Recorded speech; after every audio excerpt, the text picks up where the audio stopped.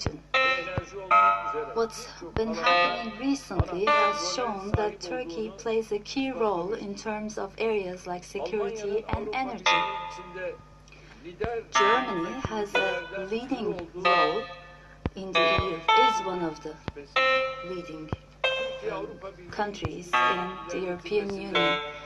So our German friends hopefully will continue to show their collaborative efforts in moving the Turkish-EU ties further. And especially in the field of education, the Turkish-German University in Istanbul is of particular importance to us. It is an important springboard for us. And with esteemed Chancellor, we have talked about this university in particular.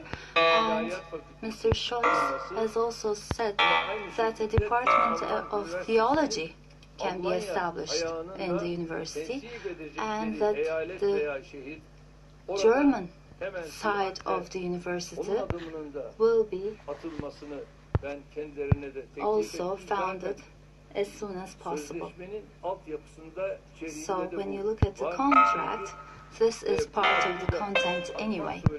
And by taking this step,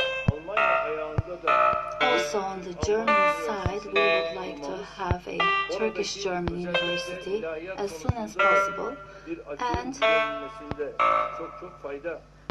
compensate the gap in the field of theology there. And Mr. Chancellor will have a look at that, and we will take the necessary steps. In terms of the special representatives, I have appointed two of our friends. Mr. Ibrahim Kalın is going to continue his post, and with Mr. Kalın, we'll also have the MP, Mr. Çağatay, fulfilling that responsibility. And esteemed Chancellor will also appoint two people and will introduce them to each other. Dankeschön.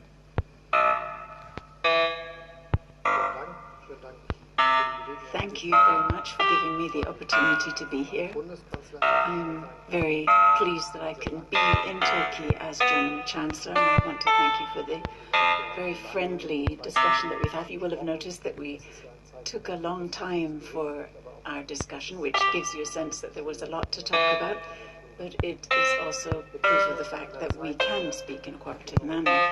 We meet at a time when there is war in Europe, something that none of us had ever wanted to imagine, although the danger was brewing over the last few years. The Russian invasion of Ukraine continues. There are atrocious images reaching us from the media, from the east especially of the country, and all of us, including myself and my colleague here, are glued to the screen, are terribly concerned about all of the people who are losing their lives and all of the families who are being destroyed and the destruction that is taking place in Ukraine as we speak.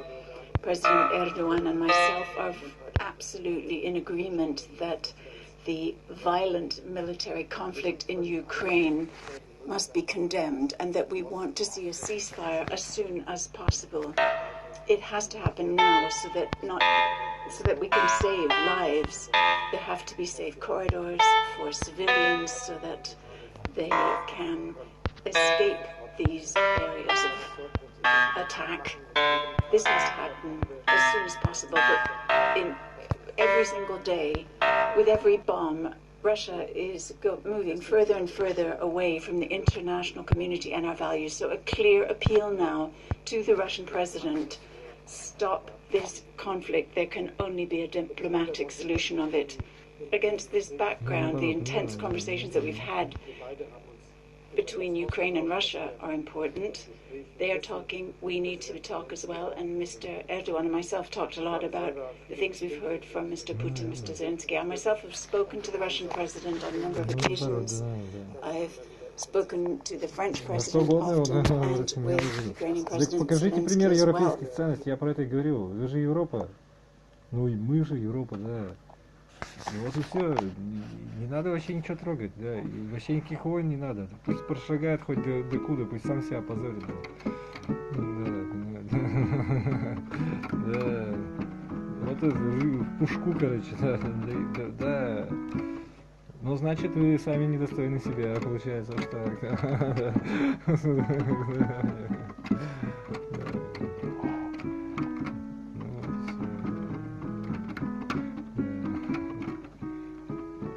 Даже не важно, не по-мужски, жестокость это и не мужская, и не женская, это не человеческое, потому что мужчина это человек, женщина это человек, а жестокость это не человеческое что-то, не мужское, не женское, что-то да. Ну, понятно.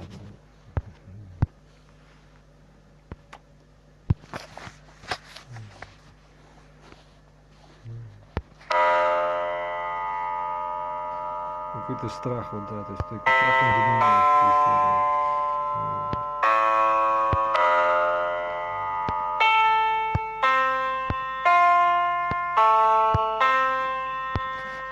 Как животные инстинкты. Господа Европа, это же вы же не животные. Чего вы? Что ли? And it's important that we do everything we can to ensure that we stay in a dialogue, that there are conversations, but we also have to achieve results quickly. It can't just be a standstill. We are grateful for the efforts of our Turkish counterparts, for our colleagues in Turkey. It is good that there are conversations as well between the Ukrainian and the Russian foreign ministers as well in their presence. And this is all important and all a worthy thing to pursue. We're also grateful for those who volunteer to help so many people who have fled their homes in Ukraine. We know it's 1.7 million. There are hundreds of thousands arriving in Germany. In Turkey, many refugees have arrived as well. Some Turkish citizens have been expatriated to safety from Ukraine, but there are many others who have fled to Turkey as well to seek refuge. So it's very good that there is that support for them. We also want to ensure that Ukraine is in a position to defend itself. We are offering financial support to this end, humanitarian aid. We have also offered aid in terms of weapons, as has Turkey. And so I want to say that closing the Bosphorus for war ships is an important contribution to defusing this crisis. And we are pushing, as I said, with my colleague to achieve a ceasefire to get out of this conflict. Now, what's important now is to say that the territorial integrity and sovereignty of Ukraine are non-negotiable, and the violation of the sovereignty of Ukraine is a violation of international values. And of course it's important that as NATO allies, the two of us work together as to our countries, and we've discussed the change to our security framework as well. And I have also informed Mr. Erdogan, President Erdogan, that along the east flank of the NATO territory we are reinforcing our strengths there. There's air policing as well of Romania. Turkey is also doing its bit here, and we will continue to do this in the future. What's important for us is to say that there's one thing we have to understand, that the violent, flagrant breach of international law that Russia has carried out here means that we need to be strong enough to hold our ground, which is why we need to ensure that we have a strong defense capability. We know that Germany has put together an additional fund of 100 billion euros in order to increase our defense capability in Germany and to ensure that we are able to guarantee the security that we want guaranteed. We also talked about economic cooperation, and indeed there is a great deal of room there for improvement. The Turkish president has already informed you of some of our agreements. We want to establish specific dialogue, regular dialogue options in order to take this even further. This is important, but not just for Germany and Turkey in this sphere, but also between the European Union and Turkey. Obviously, energy cooperation is at the top of our list. You'll be aware of the fact that Germany has set itself the ambitious aim of phasing out fossil fuels very quickly. In not even 25 years, less than that. That means for power generation from renewables, wind, offshore, onshore, and solar, our capacities we need to improve as well. We're going to have to import some power too, and we'll have to cooperate with others. Hydrogen is another issue. But if you're such a big industrial country as Germany, you will have to import power from somewhere, and therefore we are also looking at how we can import renewable power as well as generating our own. We need to diversify our energy portfolio within Europe in terms of gas, oil, and coal from other sources than from Russia, because we don't want to remain in our dependent situation that we find ourselves in now. We need to have a sovereignty to make our own decisions, regardless of how geopolitical things develop. And this is important in terms of working together with Turkey, but also working together with others as well, setting up LNG terminals, for example, on our coast as well, that will make it possible for us to import gas from other locations. Now, all of this has to happen quickly so that we can diversify our energy portfolio in the long term. The aim that we have, I've already referred to. As democratic Western states, we want to work together very closely. Cooperation within NATO is an important foundation of this, and I believe that transatlantic relations in recent days have become even more important, that we're aware of the fact that North America, Western Europe, the European Union, the NATO states, including Turkey, need to work together very closely, aware of the fact that we must defend our security, particularly when we're talking about a breach of the rule of law, democracy, and human rights. Naturally, this also means that our regional issues need to proceed as well. We need to improve our cooperation in a number of different areas. I'm very pleased about the talks that we've had with the Israeli president and with the Greek leader as well, Mitsakaki. So these are important signs of where we need to be going within Europe and in our cooperation and beyond Europe. The EU and Turkey worked together closely. There are projects that we are working towards in the future.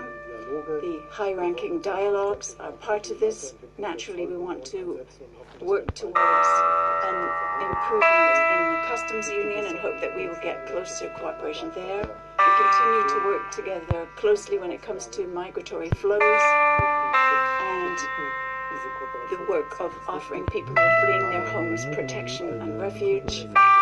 And in the case of Ukraine, what we're seeing is that these issues keep cropping up. It's not something that's dealt with once, but as long as the world is as violent as it unfortunately is, there will be people who have to flee their homes, who have to find refuge, who have to find a new home for themselves. And for humanitarian reasons, we must do justice to our commitments. We have good lateral relations, and we need good lateral bilateral Нет, ты не relations. имеешь права This is воевать ни за particularly какие true. народы, понимаешь, потому что ты не народ, ты за других людей не можешь ни думать, ни решать ничего, понимаешь? Да, и благотворительностью заниматься, да, тебе надо свою жизнь прожить, единственную, мужскую, понимаешь? Женщинам тоже, только они не мужчины, понимаешь? Да. То есть, ну, да, меня не касается это. And I am pleased Не то, что that надо in говорить как. the German lower Меня не house parliament, касается. the Вам Bundestag, виднее как we бы. have Потому что, plenty знаешь, это как, of да, когда к тебе приходит смерть, и ты от нее берешь подарок, да, который навсегда, да. Вот, ну, да, не знаю, время вообще поделает. Меня не касается. Да, когда к тебе, ты в этот момент не можешь это не знаю, не ощущать, если ты женщина, или не понимать. Даже если ты недоумок, все равно, если ты, да, понимаешь. Ну, вот я тебе про это и говорю, да. Ну, а ты жизнь, как ты можешь, это самое, самоубийца, короче, медленный и... Да, human rights or the perspectives of German citizens who are either arrested, imprisoned, or not allowed to leave their homes. I think we've achieved a bit of movement there, and I hope that we will find a mutually beneficial solution to these differences. We want to expand on our bilateral relations, and we want to use the full Ты просто potential этой of части ability to work together. населения, которое с российским паспортом и проживательный, да. То есть, да. И в том числе и льготополучатель, и пенсия выручатель, как угодно, короче. Да. Просто по всем параметрам, понимаешь? И крепостной, и не мужик, да. Ну, нет, я не про себя, я про тебя, да. Ну, к примеру, я тебе говорю. Да, ну это мне не интересно, блин, да.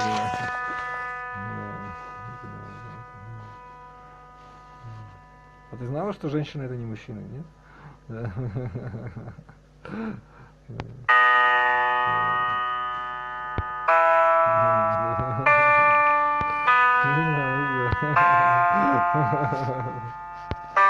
Это не касается,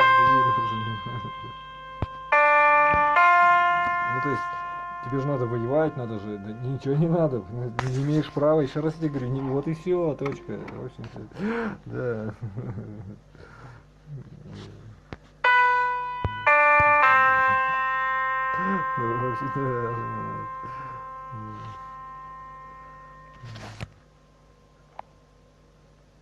Representative will do what's necessary, so preliminary action will take place. Ошибаться даже негде, правильно And I do понимаешь? believe that Страшно at сказать this даже, high-level потому что... council meeting we will be better equipped.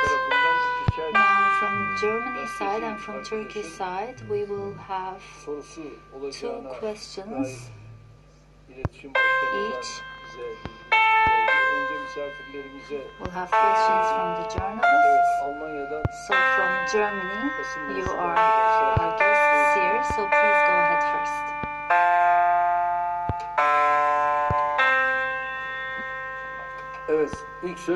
Yes, the floor goes to the German side first. Kufner from Deutsche Welle. President Erdogan, you have talked about your military cooperation. The German Chancellor has talked about the fact that NATO partners need to work very closely together. What does that mean for you, for your situation? How long will you continue to buy armaments from Russia? Did you express any wishes of the German Chancellor, and will you agree to these sanctions that other countries have placed on Russia? And Chancellor Scholz, what's something that you would prefer? Would you rather Turkey join the sanctions or remain neutral and therefore remain maybe more open in order to be an option when it comes to brokering some kind of talks between Russia and Ukraine and acting as a mediator?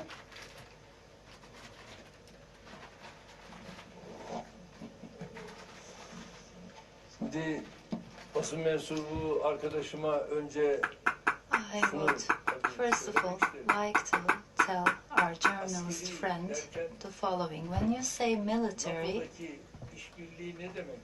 what does it mean? Cooperation under NATO. It is an indication of military solidarity, isn't it? You have the heavy artillery there, to the aircrafts. You make use of all of that at NATO, don't you? So at NATO, we are 2 partners with Germany, 2 significant countries of NATO. So, at such a point in time, it is indeed very important to consider this and what we could do as 2 members of the NATO. So that is indeed what we have done. The weapons, the armament we've bought from Russia, I see that you'd like to know about that. Silah veya silahlar var. So there have been weaponry we have received so far.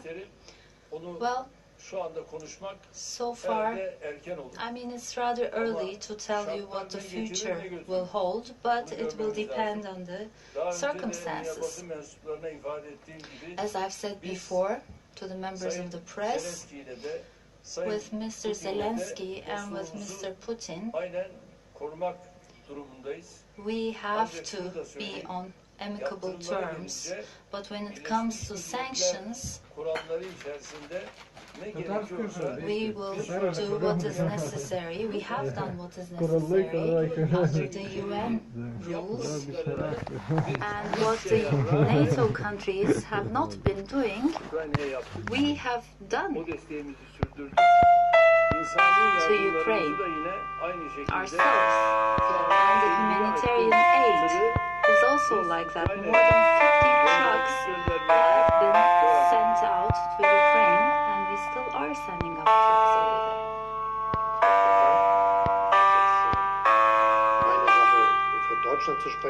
Well, speaking for Germany, I should first say that I think that Turkey has spoken out clearly against this war in Ukraine and has strengthened the importance of the territorial integrity and sovereignty of Ukraine and defends it, and is actually sending weapons to Ukraine, not just humanitarian aid. So I think if we're talking about where we go from here, it's important to bear that in mind. I think that the European Union, as well as Germany and the US, would like to see clearer, more precise sanctions placed on Russia. They ensure that the situation is very, very different than many might have expected. The impact of these sanctions is greater than predicted, and it really is directly impacting on Russia. And we're doing it because we want to ensure first a ceasefire and then an end of this violence and some kind of agreement that both sides can sign to change this situation. Now, we need to remember that we're not negotiating on behalf of Ukraine. When we speak with Putin, we do it. It's true for me, for the French president, and I understood that it's true for the Turkish head of state as well as the Israeli head of state, and for many others as well. We are acting in order to help Ukraine, but of course Ukraine must make the decision as to what is right moving forward for Ukraine. It would be presumptuous of anyone else to try to tell them what to do. Obviously, they will decide it. But what is clear is that Ukraine is a nation. It can't simply be eradicated. Whatever languages the citizens of Ukraine speak, the people of Ukraine want to defend their country and indeed do so every day. Evet, ikinci soruyu yine Again, the second question from the German side. Oliver Meyer, ARD, German TV. Mr. Scholz, your predecessor was occasionally accused of, when it comes to human rights, closing her eyes entirely towards Turkey in the refugee agreement. What are you going to do? Are you just going to give green light when it comes to weapons exports? And now a question to both of you. The Turkish state wants to ensure that Deutsche Welle and Voice of America have a license, and these broadcasters are afraid that this will lead to censorship. What's your take on that, Mr. Scholz? And yours, President Erdogan. Well, thank you very much for this question. First of all, I think when it comes to my predecessor, she has never turned a blind eye to human rights. I must come to her aid here and say that that's simply not true. And when it comes to the EU and Germany, we concluded an agreement with Turkey about cooperation when it comes to migratory flows that emerged after the terrible wars that took place in other countries where many people fled their homes to Turkey. We must never stop doing this. We must always bear in mind that many millions of refugees are in Turkey and have found a new home for themselves. And the agreement that we made with Turkey has to do with the fact that we wanted to give the Turkish Republic an opportunity to do justice to this, access to schools, access to housing, access to the labor market for these people who have fled their homes. And this is factored in. That's what it's about with this agreement. It's about an agreement to help people who fled their homes. That's how I saw it, and that is how my predecessor saw it, and that's how the European Union sees it as well, having entered into these agreements. They are important, and if you will allow me to make a comment, I believe that we have the challenge and the job to not just look after refugees when they're in our own country, but that we have a responsibility when there are large migratory flows elsewhere in the world, not just necessarily in neighboring countries like here, but in African countries as well. We can't just say, well, not our problem because they aren't knocking on our door. We need to do justice to our responsibility to them. And in this connection, we need the agreement that we have between Europe and Turkey. And otherwise, it's completely clear. We support the Deutsche Welle. I referred to this in the President. We would like to have them a free, unobstructed way of reporting in Turkey, and we are working towards this end. Evet, şimdi de Türkiye tarafına Yes. soralım. Now let's take the questions from the Turkish side.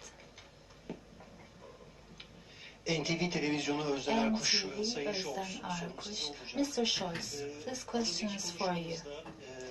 In your previous speech, you've said that a new security need has now come to the fore, has emerged.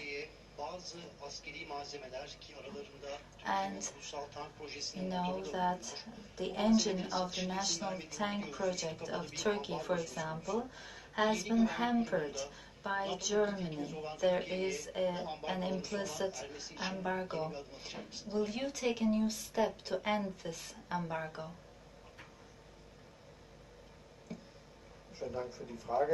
Thank you very much for that question. In NATO, we all work together very closely. I think I've referred to a number of examples, and the Turkish president has as well. This cooperation will become increasingly important. I've already said that the tasks we have regarding the enhanced forward presence along the eastern flank of NATO territory is something we have reinforced, and Germany is also going to be increasing its defense capabilities. After all, it's about having a German armed forces, a Bundeswehr, that is well equipped, and in NATO we are spending 50 billion euros, which is a large sum of money, and this amount of money is going to be increased with our special fund. As for an embargo, there isn't such a thing. There's a restrictive weapons export policy that Germany has. Whoever has been in power in the government, it has led to the fact that we look at exports on a case-by-case basis. And we keep reviewing our position, but it's all set out by law. So that's the framework in which we are involved. Evet, ikinci Yes. soruyu da alalım. Now let's take the second question. Haber Rüya Akkoç. A Benim de sorum news Sayın agency Chansölye'ye Rüya olacak. Akkoç. My Efendim, question yapmış is olduğunuz to Master Chancellor açıklamalarla as well. yardımla birlikte You sigortaların said yaptığınızı that söyledi. Germany Genel has farklı offered açıklamalar var. working as well as humanitarian aid, but the Ukrainian ambassador said that Germany refuses to have sent ammunition, and the Defense Ministry has said the same, that Germany was hampering the aid. What would you like to say about these? Many NATO partners, including Germany, have offered support, not just humanitarian and financial support, but also in terms of enhancing the capacity of Ukraine to defend itself. And since 2014, Germany has contributed